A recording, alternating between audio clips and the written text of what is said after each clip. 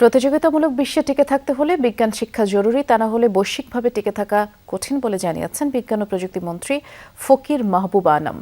সকালে ৪৭তম জাতীয় বিজ্ঞান ও প্রযুক্তি সপ্তাহের উদ্বোধনী অনুষ্ঠানে তিনি এসব কথা বলেন বর্তমান বিশ্বে সে দেশ ও জাতি এগিয়ে যাবে যাদের উদ্ভাবনী ক্ষমতা বেশি, তাই প্রযুক্তি খাতে বিনিয়োগ অনেক গুরুত্বপূর্ণ বলেও জানান তিনি। বলেন বাংলাদেশ নতুন অধ্যায়ে প্রবেশ করেছে, রূপপুরে পাওয়ার প্ল্যান্টের কাজ শুরু হয়েছে, এখানে অনেক বিজ্ঞানী দরকার বলেও জানান। নতুন সরকার এমন একটি বাংলাদেশ গড়ে তুলতে চায় যার ভিত্তি হবে জ্ঞান ও উন্নয়ন।